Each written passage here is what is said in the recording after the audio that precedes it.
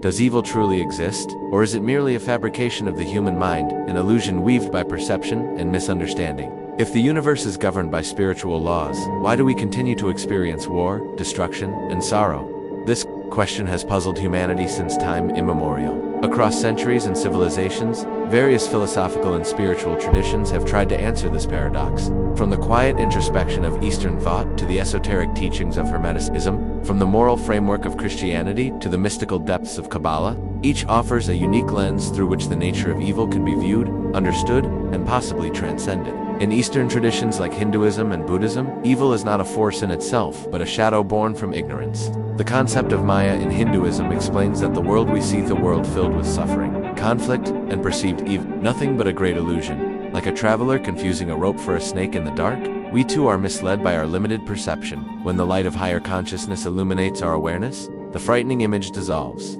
According to Advaita Vedanta, the egoic self is not our true identity. Suffering and evil arise only because we identify with that which is transient, the body, the emotions, and fleeting thoughts. Enlightened sages, like Adi Shankaracharya, emphasized that what we interpret as evil is a misperception born out of this false identification. Similarly, the Buddha taught that suffering dukkha is not caused by some malevolent power, but by clinging, craving, and aversion. These mental defilements distort our view of reality and create the illusion of duality, of good versus evil, joy versus sorrow. But from the Buddhist perspective, there is no inherently evil force at play.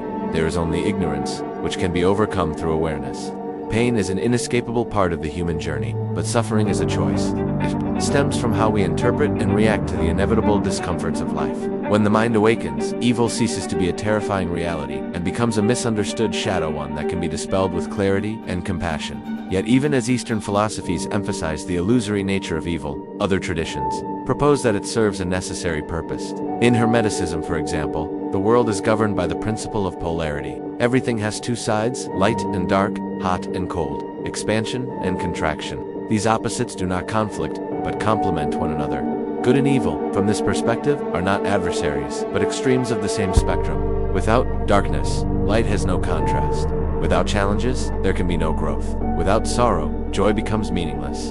The material world is seen as a crucible where the soul is tested and refined. Just as fire tempers metal, adversity strengthens the spirit. In this light, evil is not a mistake or a flaw in the universe, but a necessary tension that gives shape to human evolution. Ancient symbols and religious myths express this understanding in varied ways. In Zoroastrianism, there is the eternal dance between the forces of light and darkness. In Taoism, yin and yang illustrate that both sides of polarity exist within one another and must coexist in balance. The Kabbalistic idea that creation required a contraction and withdrawal of divine light so that individual souls could exist further affirms the view that absence and limitation are fundamental conditions for consciousness to evolve.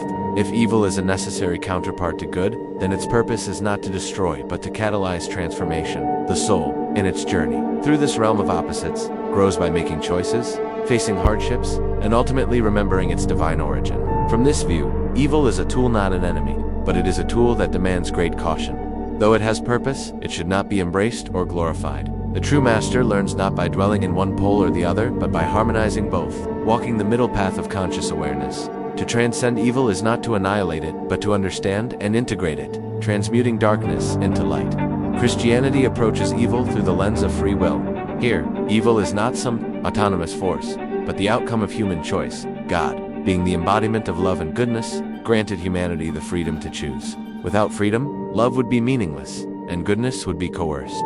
In the story of the Garden of Eden, the presence of the tree of knowledge, despite the prohibition, was not a trap, but a sign of divine trust. Adam and Eve's disobedience marks the beginning of human consciousness of good and evil. Their fall, and humanity's subsequent moral struggles, illustrate the immense responsibility that comes with free will. Evil in this framework is a deviation from the divine will. St. Augustine famously described evil not as a substance, but as a lack of deprivation of good. Just as darkness is the absence of light, evil is the absence of love, order, and truth. The figure of Lucifer, the fallen angel, symbolizes this choice taken to the extreme. The rejection of divine alignment for the sake of pride, but Christianity also teaches redemption. Even after error, the door remains open. Christ's own journey, his temptation in the wilderness, his suffering, and ultimate resurrection illustrates that evil can be faced, endured, and overcome. This vision is deeply empowering. If evil is the result of misuse of freedom, then each individual carries the power to create change. Our daily decisions, even the smallest ones, shape our character and destiny.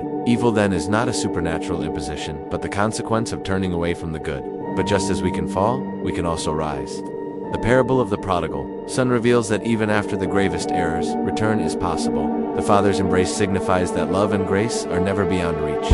Kabbalistic mysticism adds yet another dimension to this discourse. In Kabbalah, evil and suffering are not arbitrary punishments, but necessary experiences in the soul's correction. The creation of the world involved the breaking of vessels, a shattering that scattered divine light across reality. Our lives, then, are opportunities to gather and restore these lost sparks. Each painful experience carries within it a hidden lesson, a spark waiting to be redeemed. Suffering is a teacher, not a tormentor. It confronts us with what we have yet to heal and compels us to seek higher meaning. The challenge of this path lies in response. If we resist suffering, it persists. If we reject it blindly, it returns. But if we listen, reflect, and act with awareness, it transforms. Kabbalah teaches that life operates in cycles. Lessons unlearned will return until they are understood. When faced with adversity, we are called not to sink but to seek.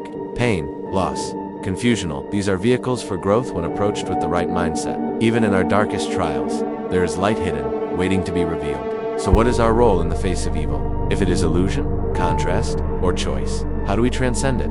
The answer is through consciousness. Evil cannot be defeated through violence or denial. It must be met with awareness. True transcendence occurs not when we destroy evil, but when we transform it. Darkness disappears not through resistance, but when a light is turned on. The same is true of suffering, hatred, fear. All dissolve when touched by deep understanding and presence. Self-knowledge is the first step. Much of what we see as evil in the world is a projection of unresolved conflicts within ourselves. Jung spoke of the shadow, the repressed parts of our psyche that, when ignored, manifest externally. Integrating this shadow, facing our inner wounds, dissolves much of the evil we unconsciously fuel. Once we begin to illuminate ourselves, we become less reactive and more compassionate. We see others not as enemies, but as mirrors. The next step is conscious action. If evil is born of unconscious choices, then deliberate kindness, patience, and love are its antidotes. A single act of compassion may not change the world, but it changes the field of consciousness we inhabit.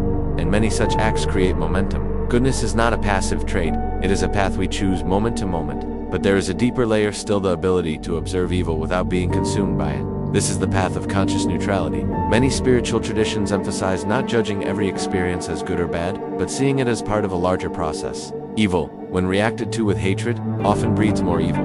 But when met with presence and clarity, it loses its grip. This is not passivity, it is wisdom in action. From the Taoist principle of Wu Wei, effortless alignment with the flow of life, we learn to act without resistance, respond without attachment, and transform without aggression. The final revelation in the mystery of evil is that of expanding awareness. When consciousness grows, we begin to perceive the hidden harmony behind life's apparent chaos. Many things we once saw as tragedies are revealed to be moments in our awakening. The universe is vast, intelligent, and mysterious. What we call evil is often just a lesson we have not yet understood, a mirror we have not yet dared to face. So is evil real, or is it illusion? The answer may lie not in either extreme, but in our evolving relationship with it. Through deeper awareness, courageous self-reflection, and committed love, we transform the shadows we once feared into allies of our awakening. And perhaps, one day, we will look back on all our pain not as punishment, but as the gentle, if fierce, hand that led us home.